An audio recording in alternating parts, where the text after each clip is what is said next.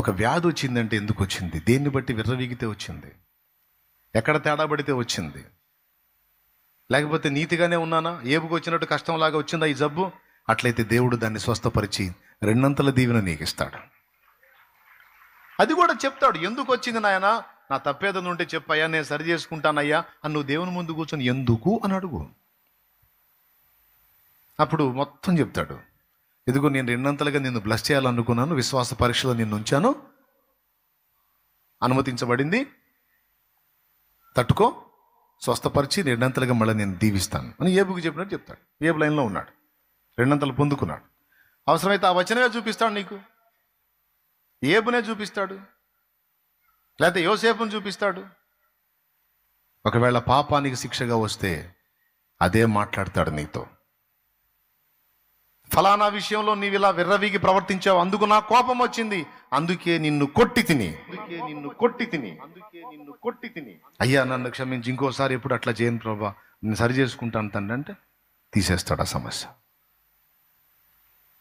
అట్లా సమస్త విషయాలలో దేవుని ఎదురికి వెళ్ళి, ప్రభువా నాకెందుకు ఇలా వచ్చింది, ఎందుకు ఇలా అయ్యింది, నా గతి ఎందుకు ఇలా మారింది అనేది ఒక ప్రశ్న వేయాలి. ఆయన సమాధానం చెప్తాడు. అప్పుడు పరిష్కారం కూడా అడగాలి. మరి పరిష్కారం ఏంటి? ప్రభువా మేమెందుకు ఆ దయ్యమును వెళ్ళగొట్టలేకపోతిమి? ప్రశ్న. మీ అవిశ్వాసము చేతనే, ప్రార్థన లేమి చేతనే, ఉపవాస ప్రార్థన ద్వారా శరీరమును జయించలేకపోవట చేతనే. అవునా? ఇప్పుడు మళ్ళీ మేము దాన్ని జయించాలంటే ఎట్లా, దాన్ని వెళ్ళగొట్టాలంటే ఎట్లా అంటే, ఏవైతే మిస్ అయ్యారో అవి మొత్తం మళ్ళీ మీరు కలిగి ఉండండి. ఆవగింజంత విశ్వాసం మరలా మీలో మొలచినట్లు మీరు సిద్ధపరచుకోండి. అప్పుడు ఈ కొండను చూసి పొమ్మంటే పోయిద్ది, రమ్మంటే వచ్చింది. కొండ అంటే ఎవరు తెలుసా? సమస్యలు, సైతాను, సమస్యలు కల్పించే వ్యక్తులు, ఎక్సెట్రా ఎక్సెట్రా. శాసించగలిగే దమ్ము వచ్చిద్ది, విశ్వాసం బలపడిద్ది. ప్రార్థన, ఉపవాస ప్రార్థనలు శక్తివంతంగా నీలో క్రియ జరిగించగలవు.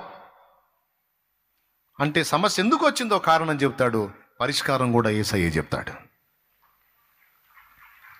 కొడితే గట్టిగా.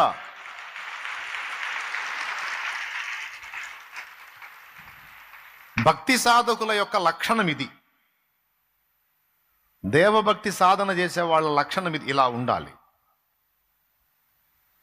దావీదు, హనోకు, నోవహు, అబ్రహాము ఇత్యాది భక్తులు, ఈ స్థాయి వ్యక్తులు ఖచ్చితంగా దేవుడి దగ్గరికి ఇలాగే వెళ్తారు, దేవుని ముందు అలానే కూర్చుంటారు.